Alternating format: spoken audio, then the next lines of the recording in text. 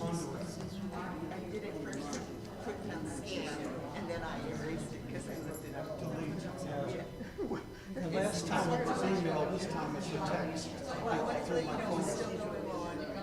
And Yeah, sorry about that. no, it's not your fault. I know, nothing I can do. The first time, I foolishly replied. Yeah, I did too, a long time ago. Yeah. And I paid for that. Yeah. Yeah. All right, I'm gonna tell her we're gonna start in a minute. Okay. You've been gone.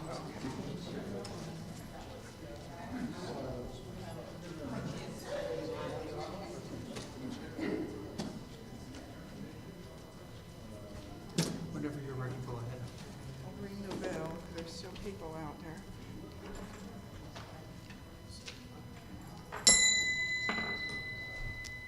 there. One minute. That's called a minute warning.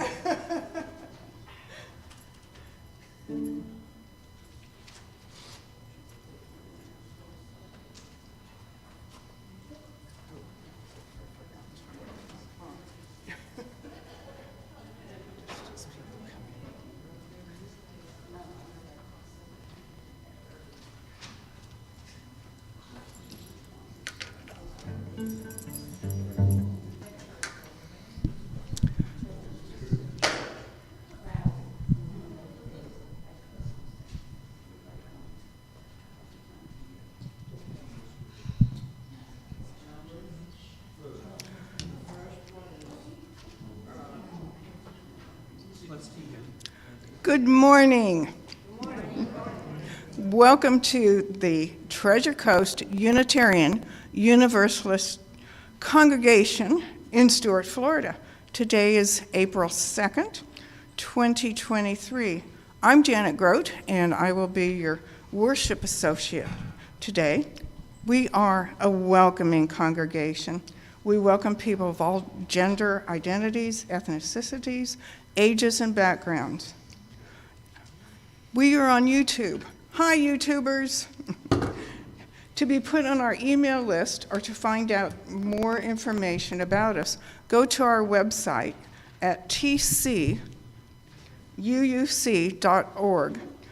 Note the email link to request our online newsletter. Also, you can sign up for that up at the station in the greeting area.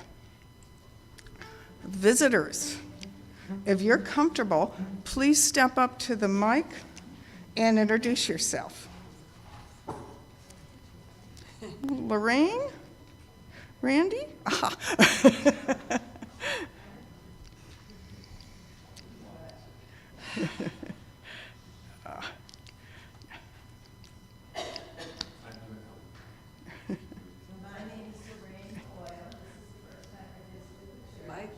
Lorraine? I need you, Mike. Yeah, right there, yeah.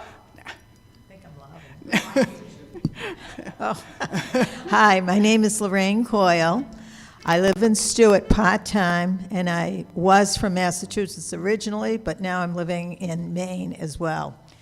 I welcome everyone, and I hope I enjoy this visit and can come more often. Thank you. Thanks, Lorraine. And Randy's back there, too.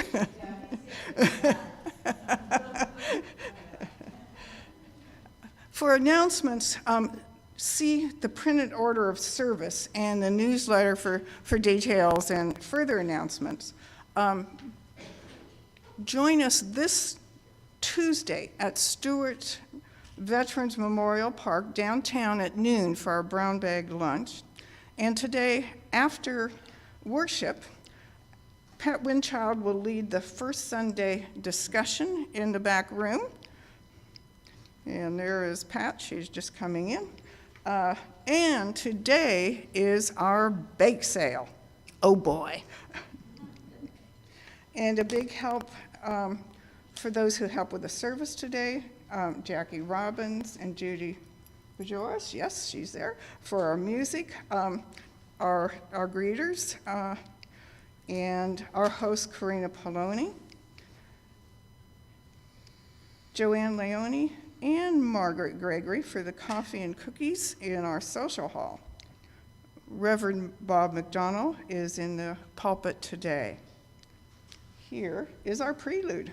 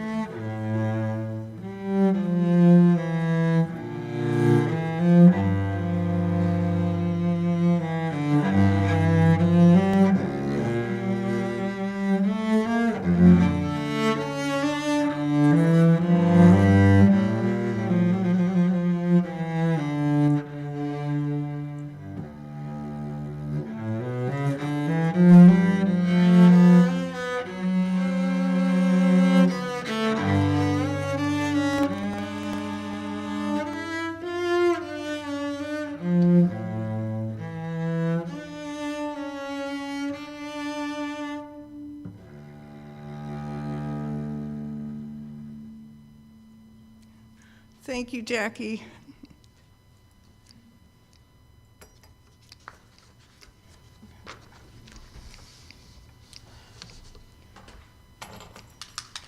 If ever there were a time for a candle in the darkness, this would be it. Using a spark of hope, kindle the flame of love, ignite the light of peace, and feed the flame of justice. Melanie Davis. Sikhs are Unitarians, that is, with a lowercase u. Sikhs worship one God. In the 15th century, Guru Nanak taught that one must honor God by honoring others and the earth. God is the wondrous teacher, considered to be shapeless and timeless, the creator, and is incomprehensible and indivisible. Sikhism rejects the claim that any particular religious tradition has a monopoly on truth. It is the 5th largest religion in the world. Wow. Why am I mentioning this? The book club has just finished reading a book by Valerie Carr, a Sikh, a Californian whose family immigrated to the Central Valley 100 years ago. The book is not about the definition of Sikhism. It is about the experience of the community in America and the activist life of the author. How is it that we know so little about this religion? We, our book club, knew that the religion is from India, not Muslim, and because of the fact that men wear turbans, they have been the target of hate crimes. We had no idea of the scale of these attacks. As we started the book, I mentioned that Little Black Sambo was a Sikh. No one else had heard that. Turns out, I did have a basis for this reaching deep into my memory banks. This image It's coming. It's from the University of Florida's archives. The book was originally written in 1899. I suspect this particular version of the book was in the California elementary school curriculum, where Sambo has been washed of his African heritage. So I got the history wrong. The university's exhibit is very informative. Pray that Moms for Liberty and DeSantis do not go after this scholarly presentation. In our group, Truman was the only one who had any contact with the Sikh religion. Truman experienced the radical hospitality that they practice. We learned in our book, See No Stranger, that this is an inherent component of the religion. I bring up Little Black Sambo as our discussions in our group lead us all over the place, although we do center back to the book. We end up doing a bit of research on our own and sometimes share a bit of this with our members. This could be a plug for the book club. See the newsletter for the link. And this could be a plug for a group that Tia is forming regarding book banning. Good vibes. Stand if you would like to sing a hymn, number 16, "'Tis a Gift to Be Simple."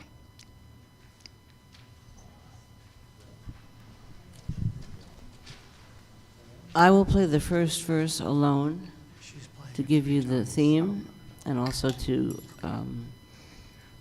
show my gratitude for this simple friendship here that we've all established, and for Gail McCarthy. So we're going to sing it twice. But I will play it first. I don't know if you got that from Jackie, but she wants to play a verse first in honor of Gail McCarthy, who has passed away. And then we will sing the verse twice, as we have done before. But first, we will listen to it.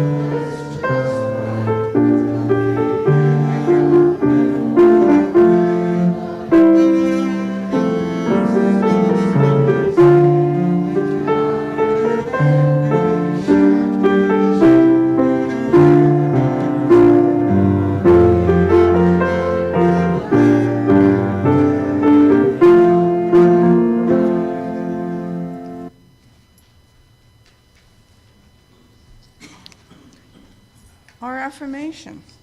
Let us recite, speaking the first verse and singing the second. Love is the spirit of this church, and service is its law. This is our great covenant, to dwell together in peace, to seek the truth in love, and to help one another.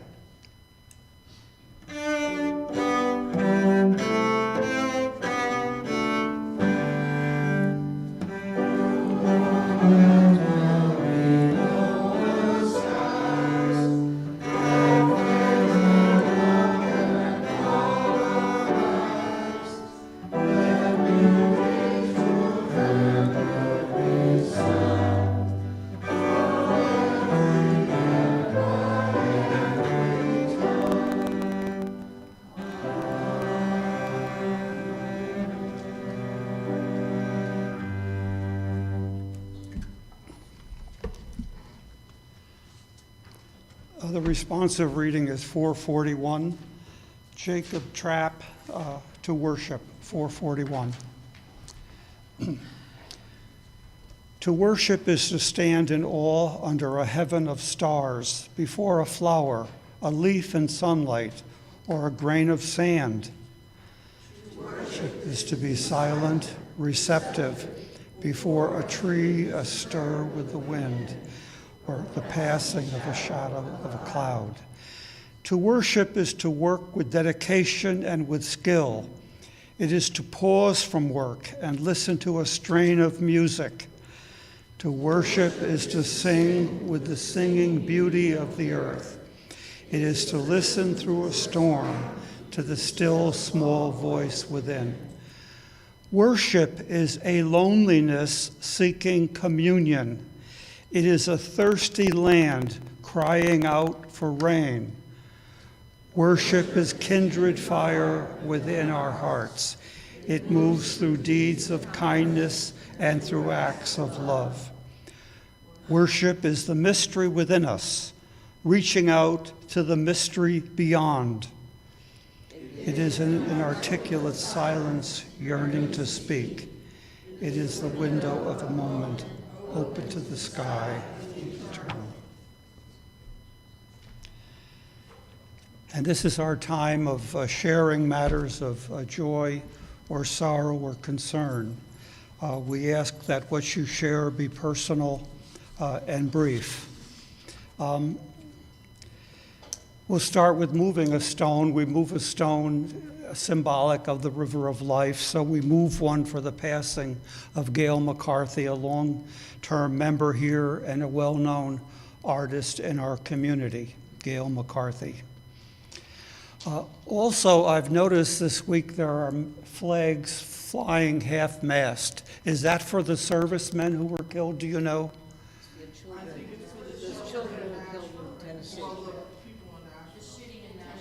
Oh, that's what they're, oh, well, we'll move a stone for them, of course. We'll also move a stone for the servicemen who were sadly killed in that tragic collision. And also for increasing number of victims of death and destruction, these horrible tornadoes finding their path across the heartland. What an awful week of devastation it has been. And now, who has a matter of joy or sorrow? We ask you to come to the mic, tell us who you are, or speak from your seat if you prefer. Who has something to share?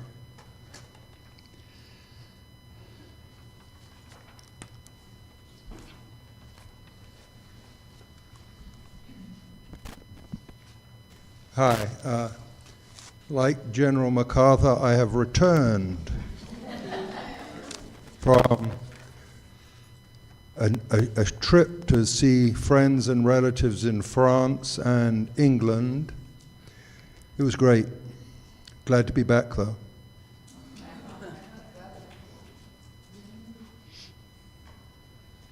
Regina.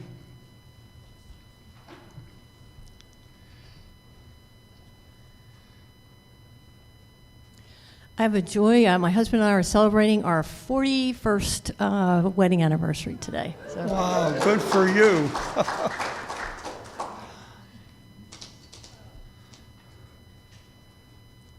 I can beat that.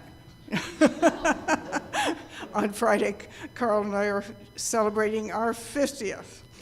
Oh, that's great.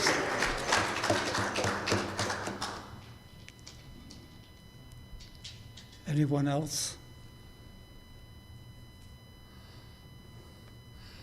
John, you want me to tell them? I hope you weren't hoping to get out of here anonymously. No. My family has a complicated history with illness, and so it's a little difficult. I had bladder surgery on Tuesday, and they're doing a biopsy, and we'll find out what happens, and I'm just hoping for the best. Thanks. We certainly hope for the best, John.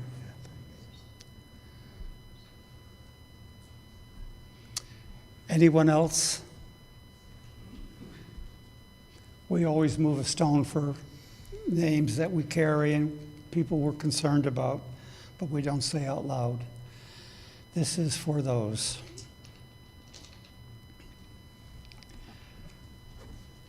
For a pastoral meditation, I've chosen these words of Emerson with my topic later in mind. We've heard these before, we'll hear them again. Ralph Waldo Emerson.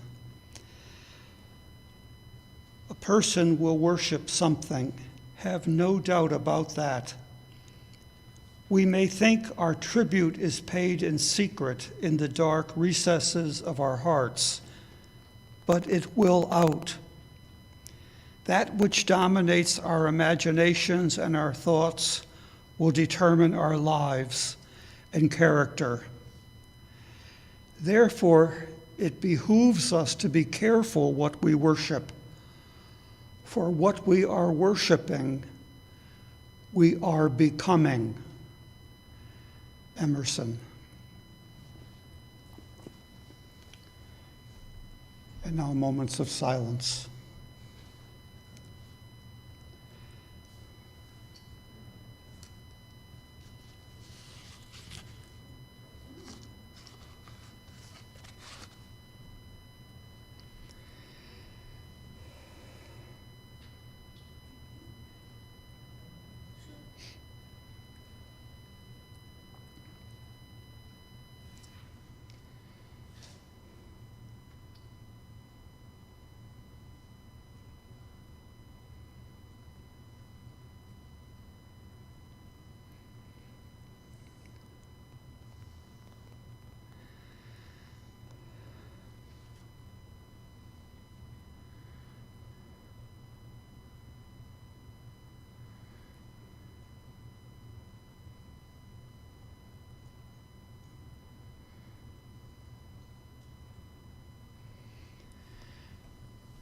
And now the hymn is 123, Spirit of Life.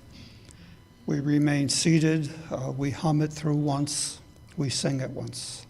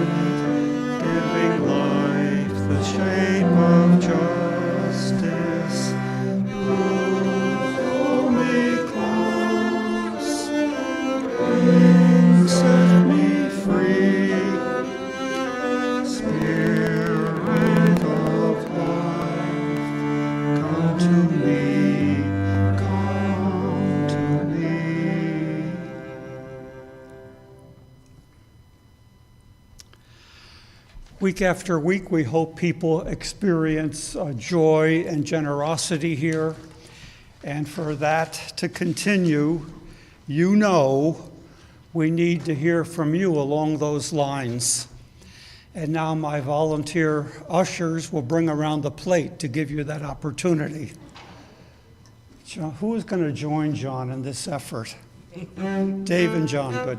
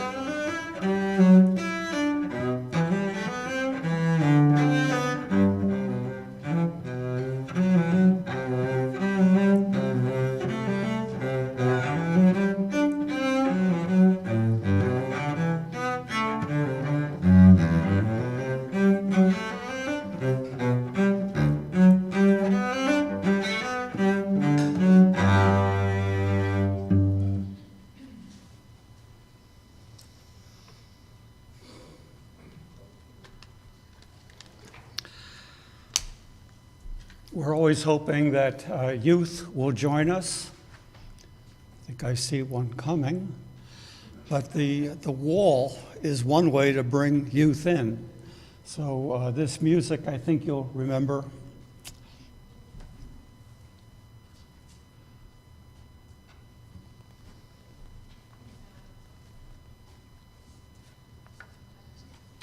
coming.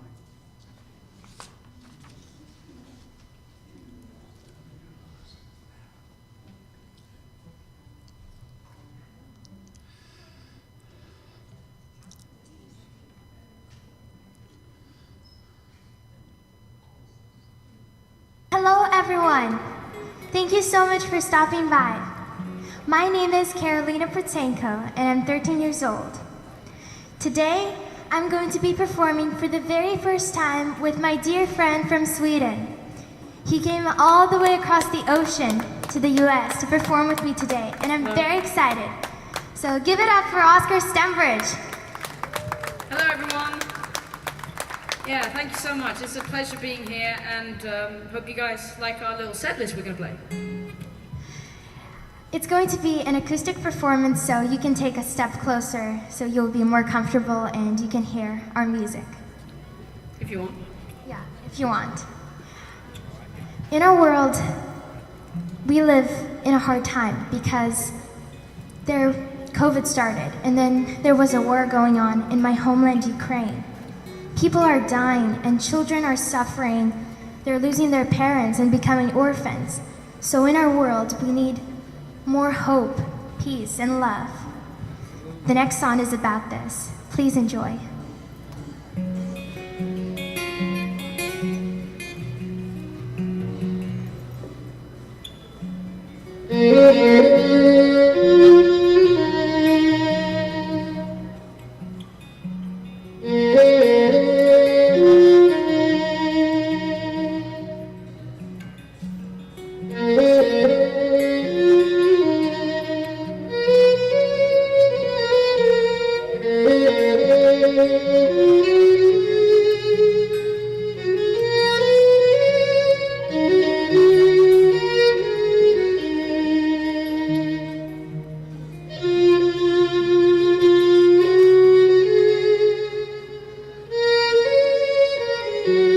Imagine there's no countries. Isn't hard to do. Nothing to kill or die for, and no religion too. Imagine all the people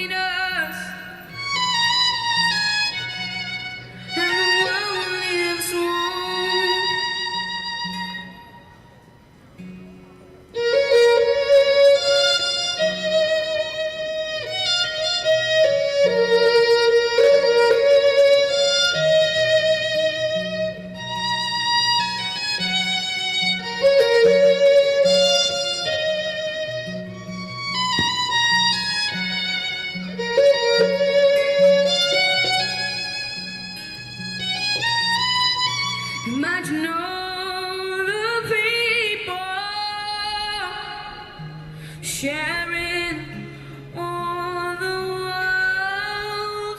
You may say I'm a dreamer, but I'm not the only one.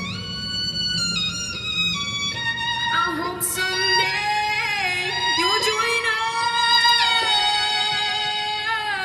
us, and the world will leave this alone. Thank you all so much.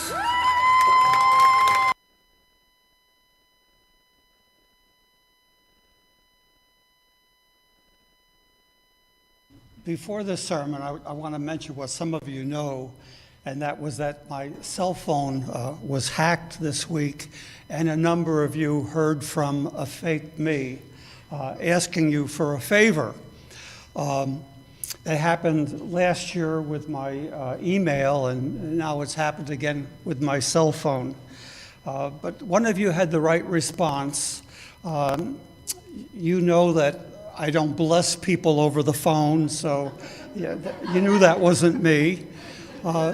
You also know that I don't ask for money unless passing the plate every week counts. But anyway, what can you do? I'll have to find out what I can do, if anything.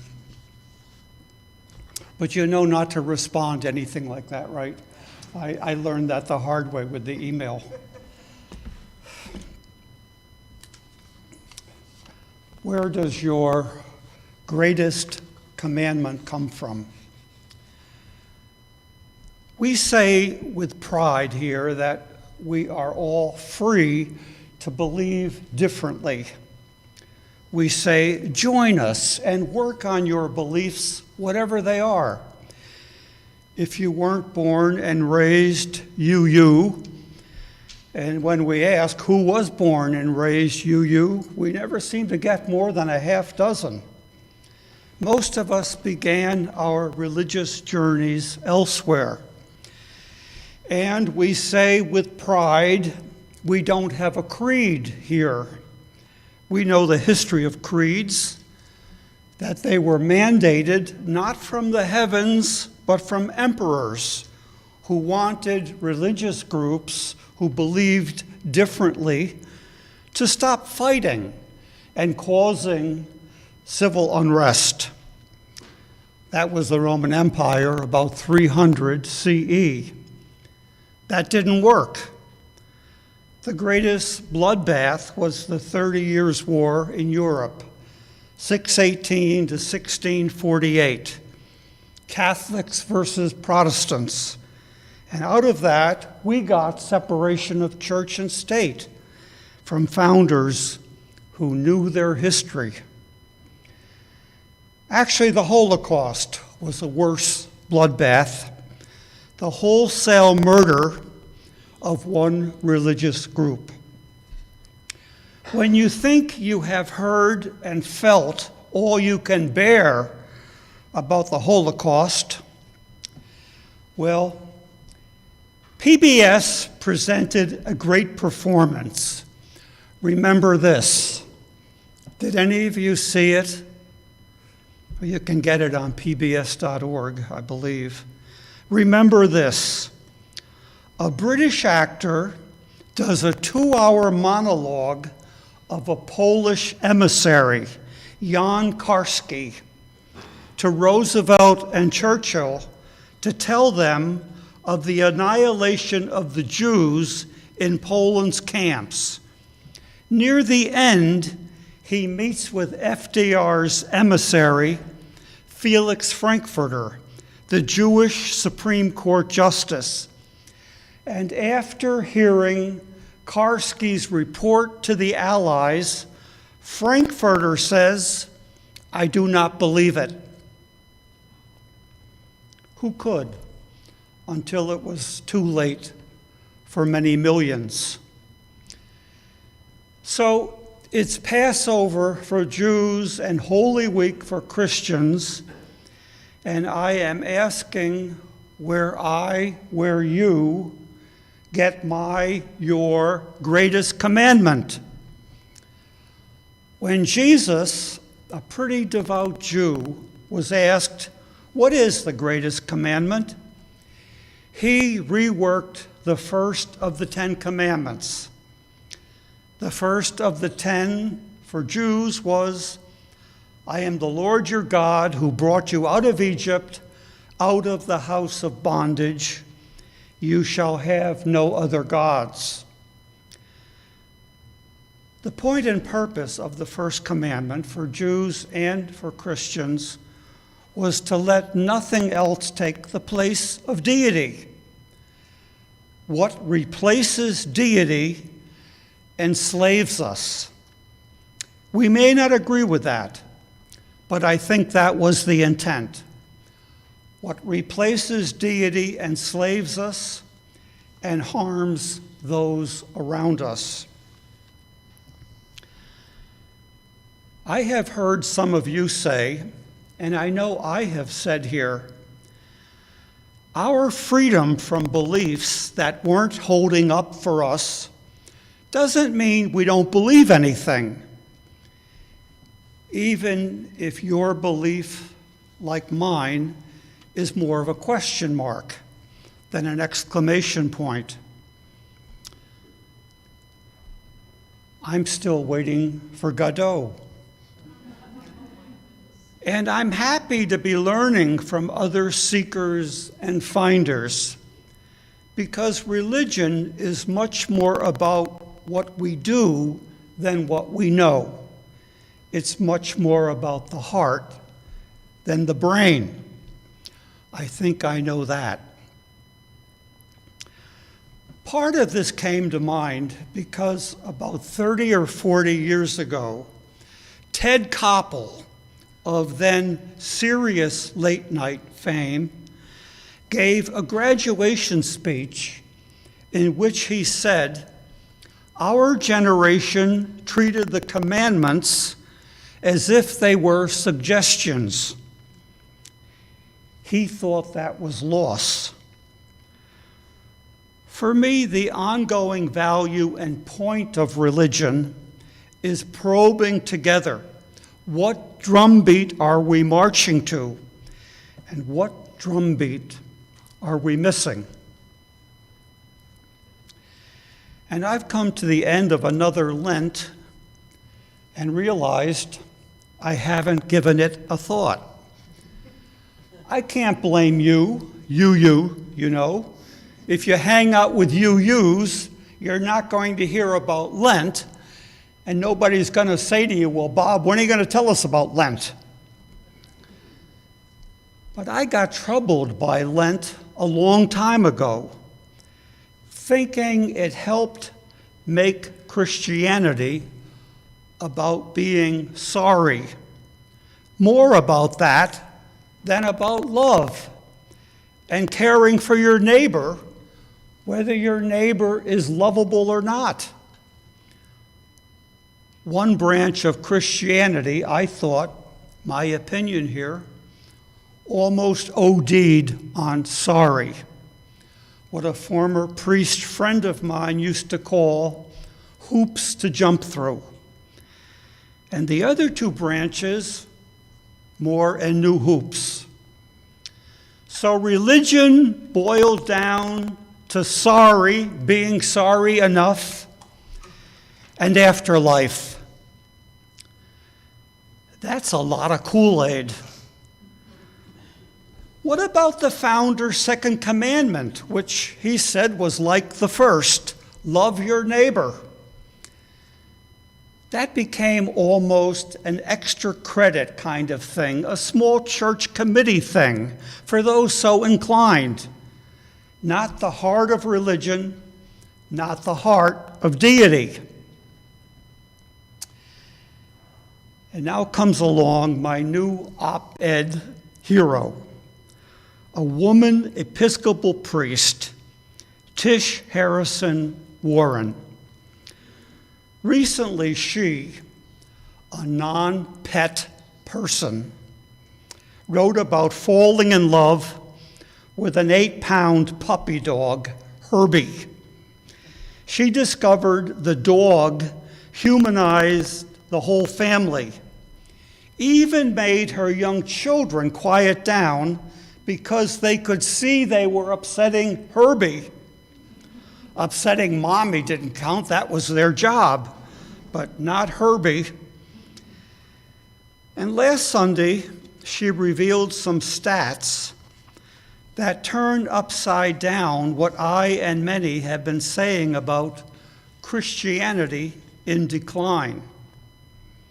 You know, how the nuns are the fastest growing category, eclipsing RCs and Protestants in the US of A. New hybrid brands of Christianity are exploding in Africa and in Latin America and in China. China. This is Warren. This is like a long report on something that's got nothing to do with my sermon, but I think this is stuff we want to know, and there'll be a test on it. Yeah, right. Warren says, the face of Christianity is undergoing a fundamental transformation. Sam George, the director of the Global Diaspora Institute at Wheaton College, told me what is happening in America is just a part of a larger transformation because Christianity is getting a new face. It is getting more black and brown and yellow. The last century has seen a near complete reversal of the global demographics of Christianity. Currently, the fastest growing Christian communities are in the majority world. The majority world. The term I use for non-Western countries that make up most of the world's population. Guess what that makes us? The minority world. In his book, The Unexpected Christian Century, Scott Sundquist notes that in 1900, about 80% of the world's Christian population lived in the Western world, and about 20% in the majority world. By 2000, only 37% lived in the Western world, and nearly 2/3 lived in the majority world. Sub-Saharan Africa had the most striking growth of Christianity, growing from around 9% Christian at the beginning of the 20th century to almost 45% at the end of it. There are around 685 million Christians in Africa now. Christianity at the beginning of the 21st century is the most global and most diverse and the most dispersed faith. In Africa, Latin America, and Asia, Christianity is growing in historic denominations, such as Roman Catholicism and Anglicanism, Episcopal like Warren's. But the most explosive growth has been in indigenous, independent, Pentecostal churches. Sundquist argues that in addition to Roman Catholic, Protestant, and Orthodox churches, we ought to start talking about a new family of spiritual churches that have no historical ties to Western church traditions. These spiritual churches are largely not a result of colonial missions. In fact, the meteoric rise of Christianity in the majority world occurred only after the withdrawal of colonial powers, when Christianity became more indigenized. In popular religious discourse in the West, we tend to associate Christianity with white Westerners and European influence. At this point, our assumptions about this need to change. The largest church congregation in the world belongs to Yoido, Yoido, Yoido Full Gospel Church in Seoul, Korea, an Assemblies of God church which has around 480,000 members. Statistics vary, but even conservative estimates guess there were around 98 million evangelical Christians globally in 1970. Now there are over 342 million. In my own tradition of Anglicanism, Episcopal, with nearly 60% of all Anglicans living in Africa and over 30% in Nigeria and Uganda alone, there are most likely more Anglicans in Sunday services in these two countries than in America and England combined. Latin America boasts 14 megachurches with total membership over 20,000. And by some estimates, China will have more Christians than any other country by 2030. The Atlantic reported in 2021 that Latino evangelicals are the fastest growing segment of evangelicals in this country. It also said that Latino Protestants in particular have higher levels of religiosity, with more frequent church attendance, prayer, and Bible study than white Protestants. The Atlantic also said that the National Hispanic Christian Leadership Conference represents more than 40,000 churches and aims to plant another 25,000 before 2030. We often hear, this is where I'm corrected, we often hear that the most significant trend in religion in America is the rise of the nuns, those who profess no religious affiliation. That demographic group is indeed important for the future of religion, culture, and politics in America. And as of 2021, Pew Research, that 29% of all adults identified as atheist, agnostic, or nothing in particular, nuns. But alongside that trend, the changing demographics of Christianity promise to transform faith and religious discourse. We cannot assume that America will become more secular so long as the future of America is less white. All right, now I'm going to say a little bit more about my topic. What was that again? Oh yes, the topic was Lent.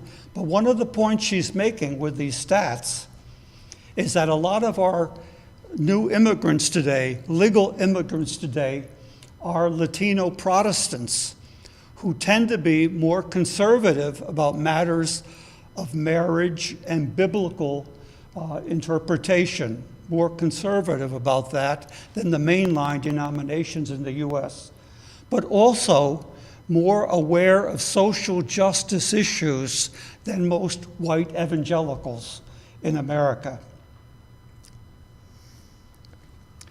Now, all that was an aside that I had to share. What Warren wrote about Lent took me back to Lent. I always found Lent interesting in a number of ways, especially the questions that rise at the end. You know, Jesus is praying in the garden, and some of his disciples fall asleep, and he comes back and asks them, "Could you not even stay awake?" I become more sympathetic to those disciples. And then also when he says, "One of you will betray me," they ask, "Is it I?" Well, betrayal is a pretty big deal today in our country, but I always thought that was an interesting question in Lent. Warren wrote this about Lent. She says, "We need it as much as we ever did." Why? Because sin is real, and her candidate For America's number one sin is the sin of idolatry. And that's what the first commandment of the Jews and the greatest commandment according to Jesus are supposed to protect us from. We aren't supposed to be able to define deity. We are supposed to know what isn't deity. And fame and success and wealth, potential goods, all are not deity. Where might we find idolatry unquestioned in our beloved land? Warren's candidate: how else can we let weapons of war get to the hands of troubled children and to troubled adults, and even the sacrifice of children, the killing of children and other innocents at that altar, doesn't move enough of our leaders to change the availability of such weapons? This is America first, in a matter the rest of the world doesn't understand or envy. We think we are known around the world for freedom. Potential tourists are also asking, are we a safe place to visit?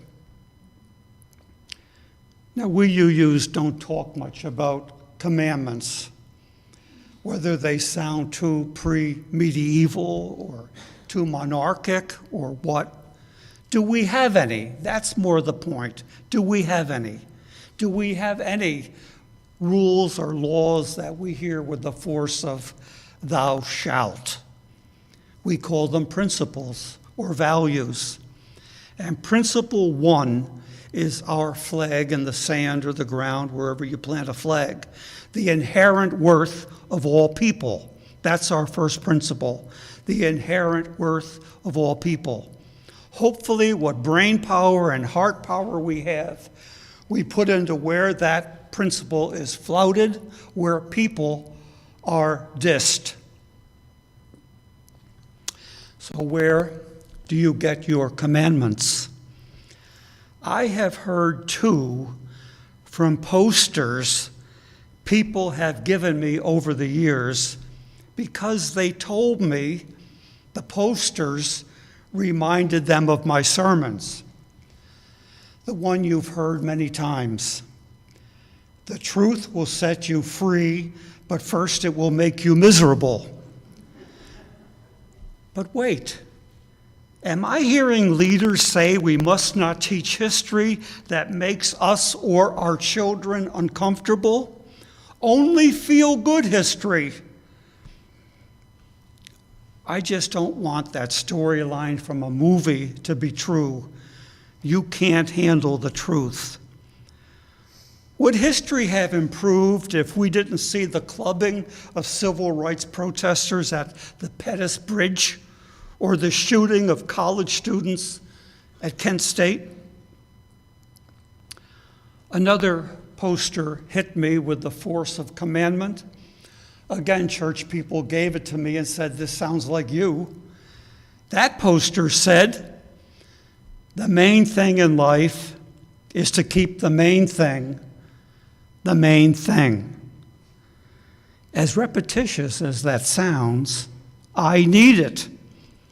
And Lent and commandments remind me that life is about priority. I want religion to guide me to be honest about mine. And I certainly hope what we offer here helps you with yours. The closing hymn is number 10, 4 verses.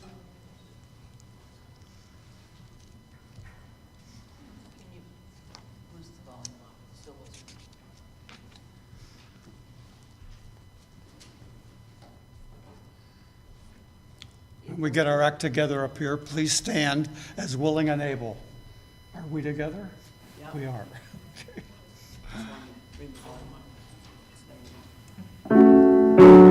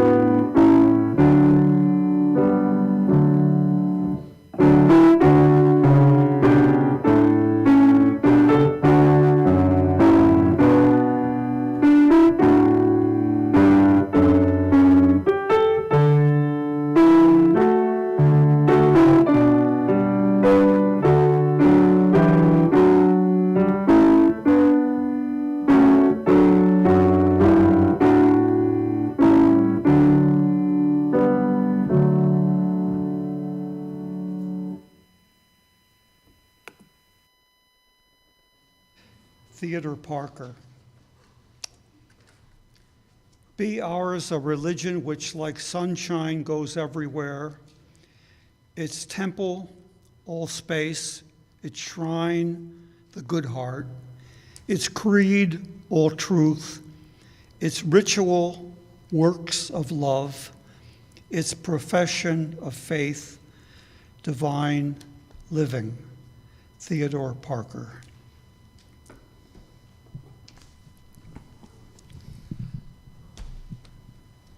This is a jig or jig from J.S. Bach, a dance of love.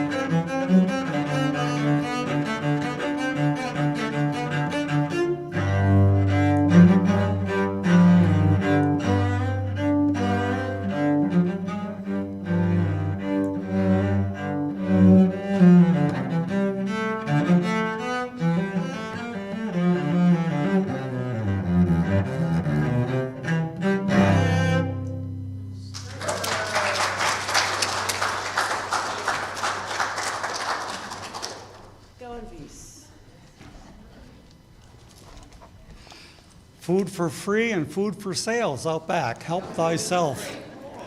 Only coffee free. No snacks with coffee.